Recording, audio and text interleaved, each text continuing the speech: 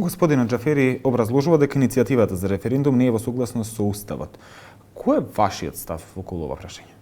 Значи, јас повторно и во текот на разговорот ќе споменам или ќе нагласам дека сум министер за правда и секаква аргументација, без оглед на позицијата што ќе нели бранам или стојалиштето кое што ќе го имам, може да биде погрешно сватено.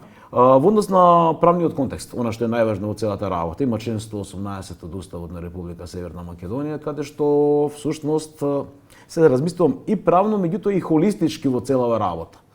Дали еден меѓународен договор или договор може да биде суспендиран со закон? Што сакам да кажам? Затоа што на крајот на краиштата зборуваме холистички, го реков, за правната сигурност во една држава. Македонија, Република Северна Македонија има подпишано многу билатерални и мултилатерални договори.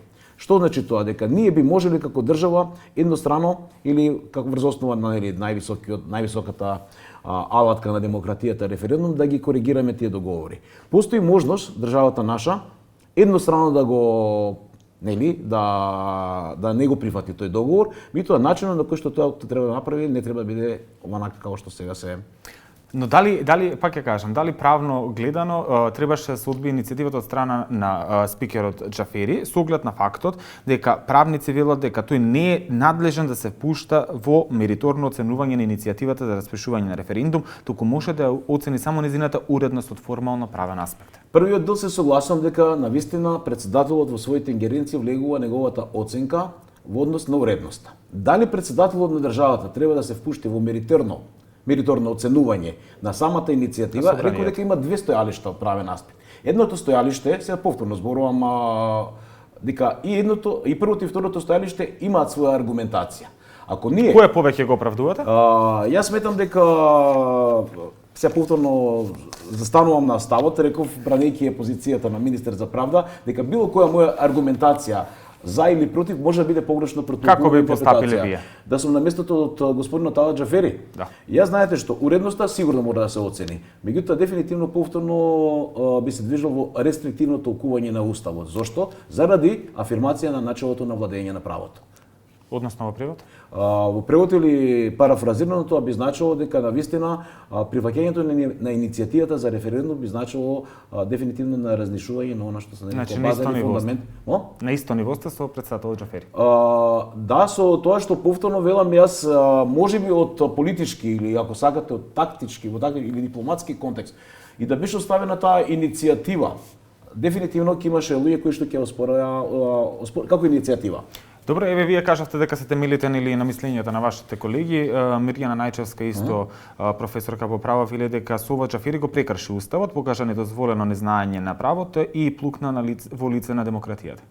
Значи тоа е став на професорката Најчевска. Јас и често сум се разликувал со ставовите на професорката Најчевска, меѓутоа дефинитивно реков не заземам став, меѓутоа дефинитивно има аргументи и за едната и за другата теза. Кога ми рековте кои аргументи ќе бидат превалентни или доминантни, сметам дека рестриктивното толкување, затоа што знаете што, ова би можело да значи отварање на Пандорина кутија.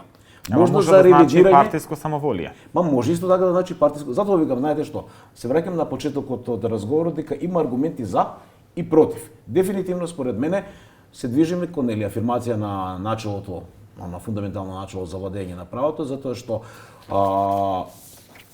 отстапувањето или непочитувањето на договорот билатерален или договор кој што го склучиле регионален или договори што ги има Република Северна Македонија го склучи, би значило на некој начин воведување или интродукција. Нова значи нова криза истовремено, затоа што нема да гласат пратениците од опозицијата, барем според нивните кажувања досега за промена на уставот, тоа значи дека Македонија не може да ги оправда оние очекувања на Европската унија за вметнување на бугарите, за да може да продолжи понатаму и процесот. Ова е хипотетички, јас навистина не би сакал да навлезам на политичка во хипотеза би ја нарекол дека кој ќе гласа или кој нема да гласа. Дефинитивно договорот постои, како договор, имаше дури јас не раскинлив. Не знаете што, не велам дека не раскинлив договорот, меѓутоа дефинитивно на ваков начин на сега, затоа што ако мене ме прашате како правник, јас исто така имам одредени забелешки во однос на тој договор.